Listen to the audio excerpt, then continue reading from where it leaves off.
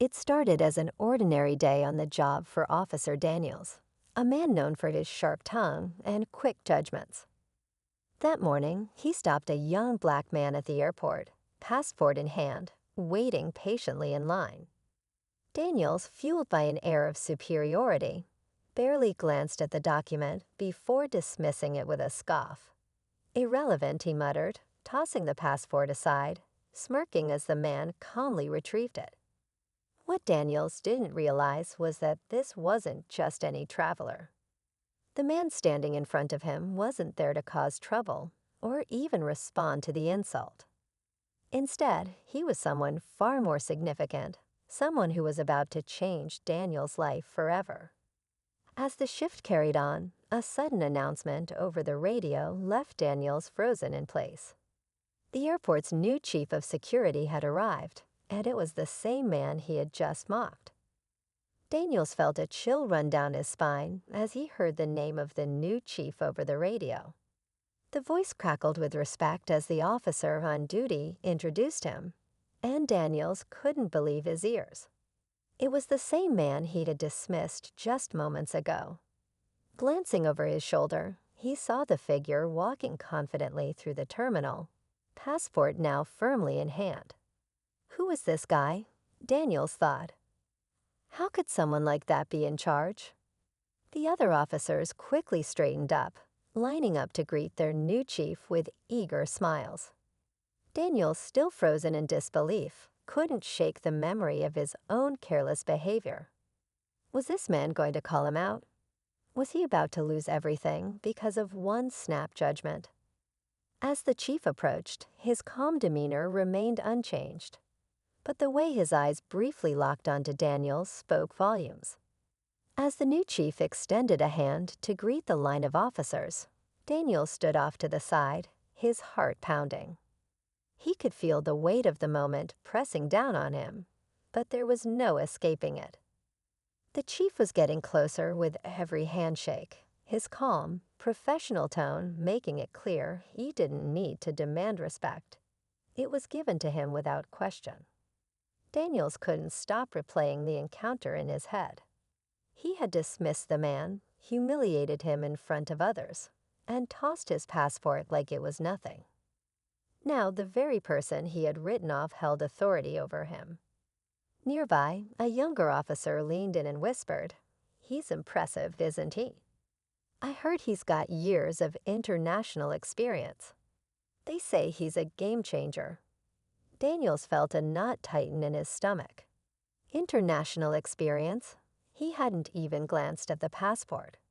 When the chief finally reached him, Daniels hesitated before shaking his hand. "Officer Daniels," the chief said, his voice steady, his expression unreadable. There was no mention of their earlier encounter, but the silence between them felt heavy, as if a conversation was happening without words. Daniels couldn't tell if he was being given a chance, or if this was just the calm before the storm backslash. The air felt heavy as Daniels struggled to keep his composure. The new chief continued down the line, greeting each officer with the same calm authority. Daniels felt every second stretch as he watched, uncertain if the earlier incident would be mentioned, or if it had already sealed his fate.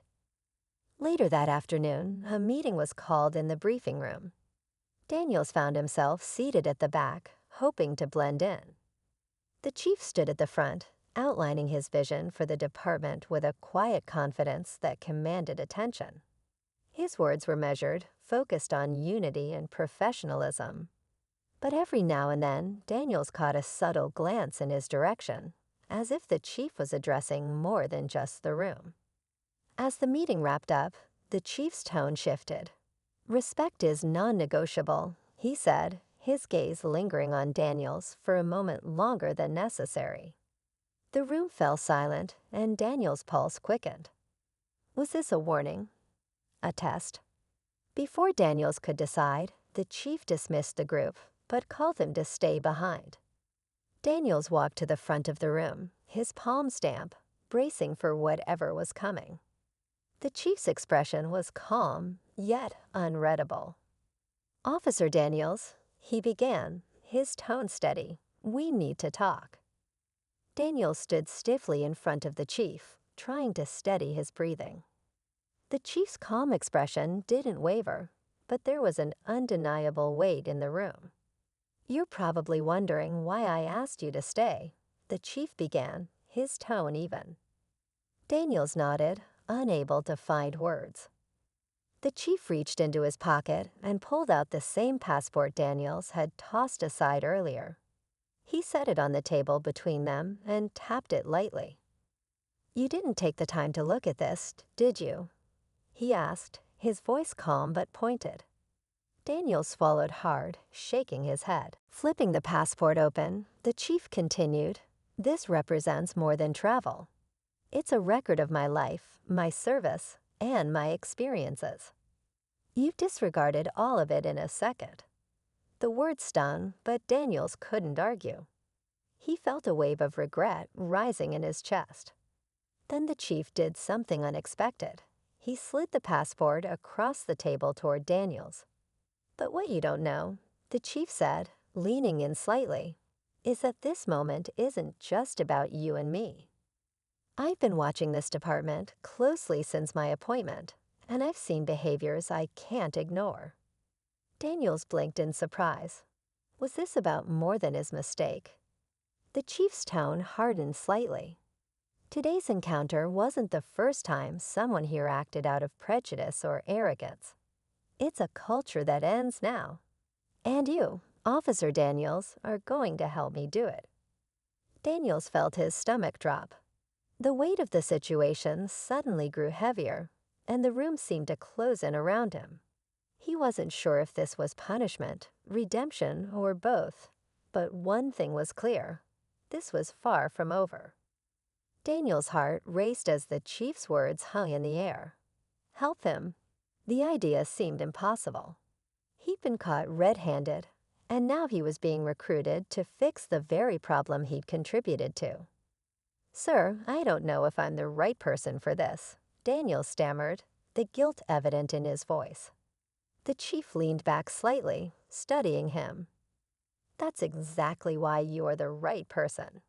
You know how it feels to make the wrong call, to act without thinking. Now you have a choice. Continue down the same path or prove you're capable of something better." Daniels nodded slowly, unsure of where this was heading. Then the chief dropped the real twist. "There's more you don't know," he said, his voice lower now. "The incident earlier? I wasn't just testing you for your behavior. I've already reviewed your record. You've had other complaints. This wasn't a one-time mistake." Daniels froze, his mind racing. He hadn't expected his past to catch up with him so soon. But the chief continued, his gaze piercing, "I don't believe in giving up on people. This is your last chance, Daniels. Earn back your integrity or step aside." The chief handed him a file. Inside were detailed accounts of systemic issues within the department, issues Daniels had never considered. He realized this wasn't just about his actions, but a culture that had gone unchecked for too long. Daniels looked up at the chief, his chest tight with a mix of shame and determination. "What do I need to do?" he asked, his voice steadier now.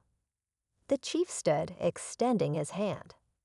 "We start by holding ourselves accountable. You've got work to do, Officer Daniels. Don't waste this chance." As Daniels walked out of the room, clutching the file, he felt a shift within himself. But just as he turned the corner, another officer whispered, "Careful, Daniels. Not everyone here wants change." The warning sent a shiver down his spine. He realized the real battle was just beginning. Daniels walked back to his desk, the weight of the chief's words and the whispered warning pressing on him. He opened the file again, studying the stories of bias, neglect, and injustice that had gone unnoticed for too long. For the first time, he saw the patterns clearly. This wasn't just about one bad day or one bad choice. It was a system that needed change, and now he had a role to play. Over the next few weeks, Daniels began taking steps, small but deliberate. He volunteered for community outreach, spoke with colleagues he'd never really listened to before, and most importantly, confronted his own biases.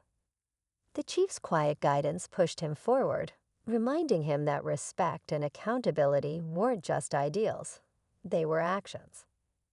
One morning, Daniels noticed the chief observing him from a distance, a faint smile on his face.